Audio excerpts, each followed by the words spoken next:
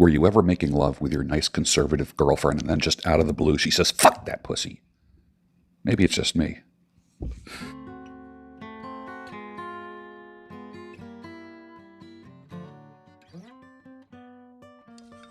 Stirring the coffee with chopsticks using the vortex method, the only true way to optimize the taste of your coffee at the molecular level. Good morning. Welcome to the Daybreak Show. I am the Sultan. We'll get started, but first, buttered coffee.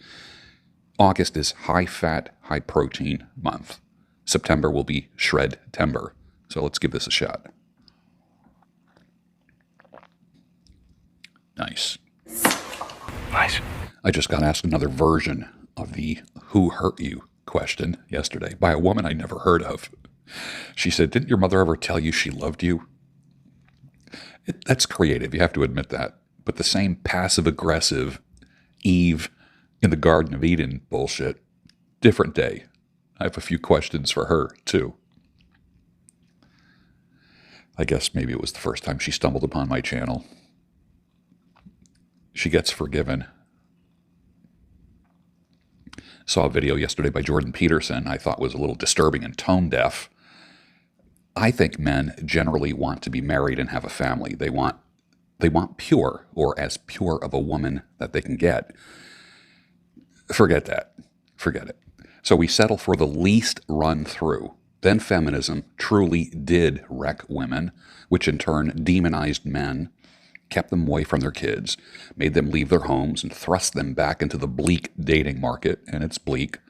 So the man who is now 40, 50, 60 years old, who really wants a lifelong woman and a fulfilling marital relationship, he just taps out and just becomes a fuckboy until he's tired of that too.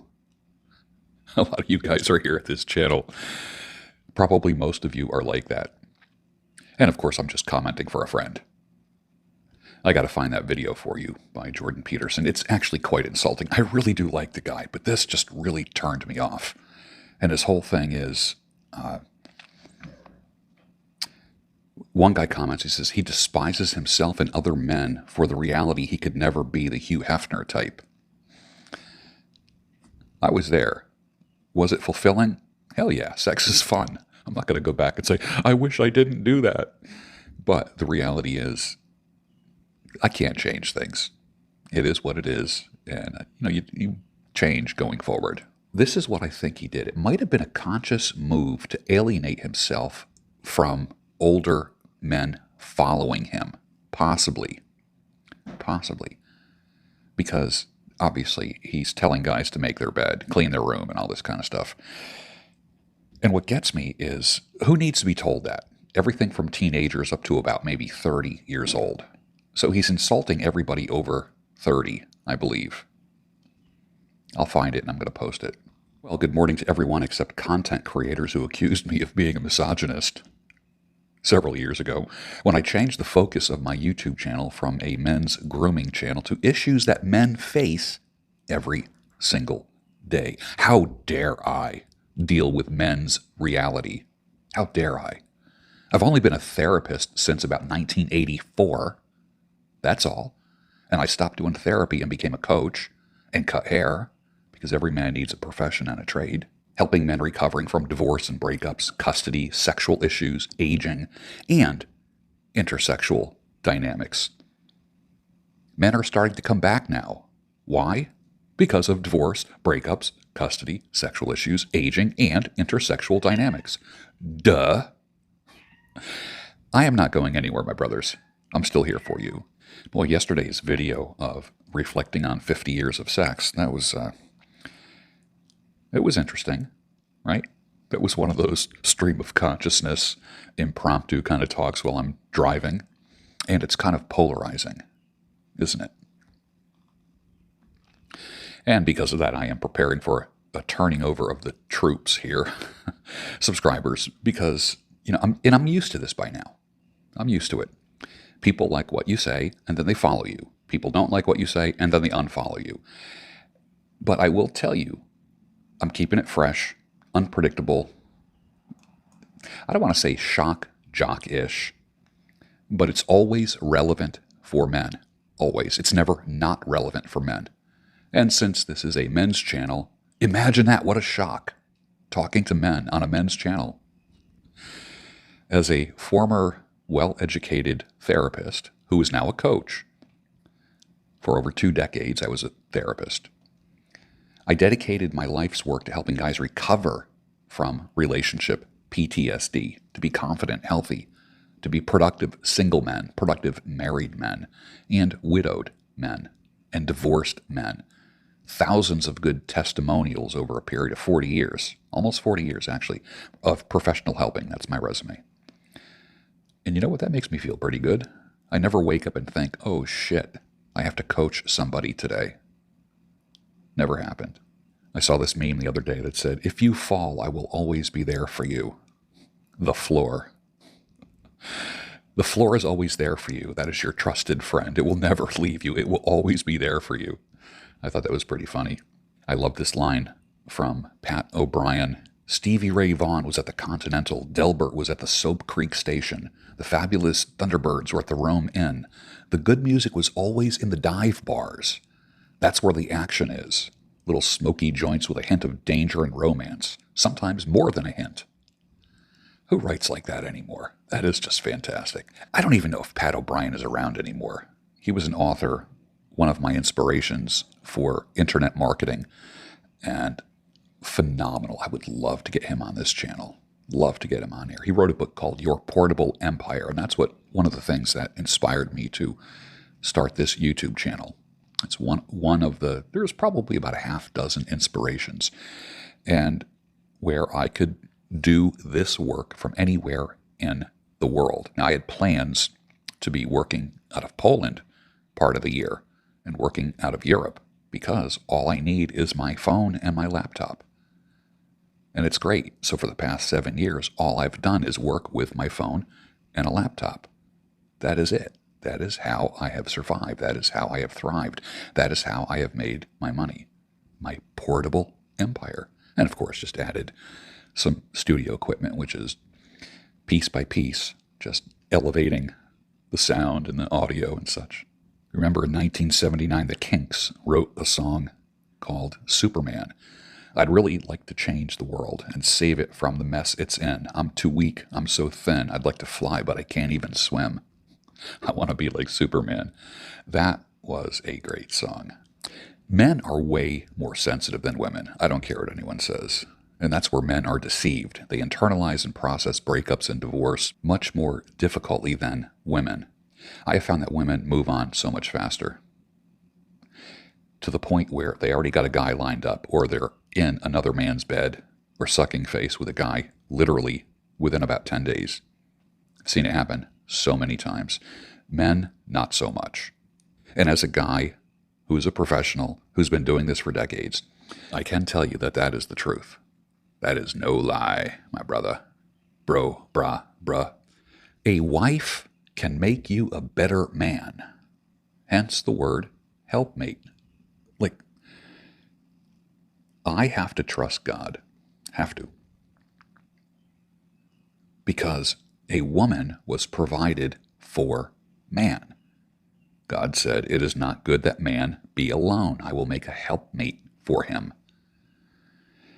But that helpmate also is man's biggest cross to bear because of sin.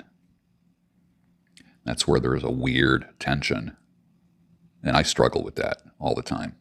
And that leads me to say good morning to everyone except all women who don't want to build something of value with a man that's going to outlive them both. That's why when I do live streams, you always see my little name at the bottom, builder, not destroyer. Men are builders. Women are demolition experts for the most part, by nature, manipulative demolition experts. Ask me how I know. And just a little reminder to stop treating girlfriends like a beloved wife. The beloved wife that you marry gets to go to Fleming's Steakhouse. The girlfriend or girlfriends go to Waffle House. Waffle House is going to be my new term for a girlfriend. Many times a counselor may ask questions that sound like, who hurt you? in order to reveal a hidden PTSD or a trauma in a man. That's a valid inquiry. But have you noticed that Eves used this question to shame a man, hurt him, and shut him down, whereas a good therapist, counselor, coach uses that question or questions like this to open up the man, attempt to clean out the infected, painful wound, sew it up with the intention of it healing properly. Eves take something good and they weaponize it. Most men have experienced their woman using information shared in confidence to be used against them sometime down the road. Most women cannot hurt you physically, but they can use psychological manipulative tactics to do their vindictive, dirty work. And because of the two shall become one factor, it would hurt more than just a random stranger saying it to you or acting it out. Like the Michael Card song says, only a friend can betray a friend. If the average woman on the street or that you don't know on social media says something insulting to you, you're like, whatever. I don't know you. You don't know me. But if somebody very close to you or as close as a wife says something to you, you take it to heart. Why? Because the two shall become one. But ladies have to realize this. If you hurt your husband, if it's true that you believe that the two are now one, when you hurt your husband, you are hurting yourself. Gentlemen, same thing. If you sin against your wife, you're sinning against yourself. Think about it. How masochistic have we become with the way that we treat each other? I'll never forget, probably it was 2019, I believe, where I said I was open to marriage and actively looking to be married and was planning and acting accordingly. And I lost probably about 5,000 followers that day. Literally 5,000 followers disappeared because I said I want to be married again. Imagine that. And of course, the motivations and the methods are different for a man my age than when I was a young man. The motivation to get married is different. It's more for companionship. And obviously not creating babies, although I am open to that if God would have it that way. I will end up having those 10 kids. Just kidding about the 10 kids. And the methods are different.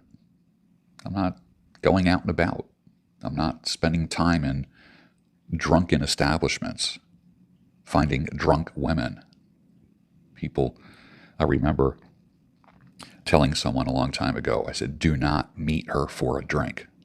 Of course, so I'm out there in the dating world, and people, a woman will say, you want to go meet for a drink? And I'm like, I just don't want to do the alcohol thing. How about let's meet for coffee? How about let's meet for breakfast rather than a drink? Because I don't want something that's going to change a person's personality. So if every time I see a woman, I'm seeing an alcohol-induced personality, a personality that's influenced by alcohol, who am I really seeing? I never get a chance to see the real person. Breakfast is good. Let's meet at Cracker Barrel. That sounds better. Or a local cafe or a diner. That's what I would rather do. But let's not weaponize the men's movement and demonize a man's desire to be married, which is pretty popular in some circles. And I will never demonize a man's desire to be married. Never do that. That's not going to happen here. If that's something you desire, good for you. Now, that doesn't go without the warnings.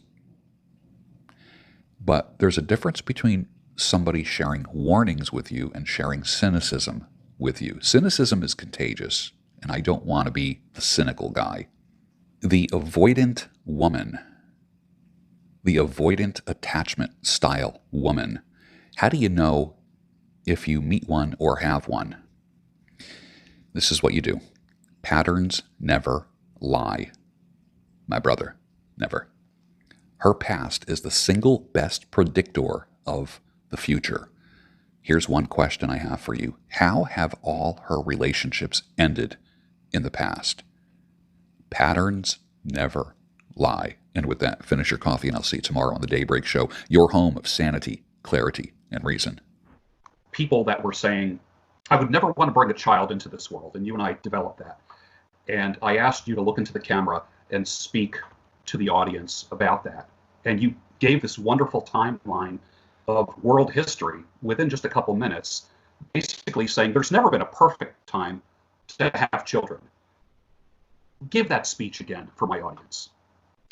And it's funny too, because my first impetus for this came from a sitcom, WKRP in Cincinnati, back in the 80s, right? This Arthur Carlson, I think was his name, was this old guy, knocked up his middle-aged wife, and they were discussing whether to have the child or not have the child or give it up for adoption.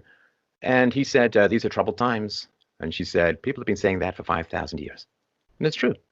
Absolutely true. If my grandparents had decided that the world was too dangerous to have my mother, who was born in Germany in 1937, I wouldn't be here.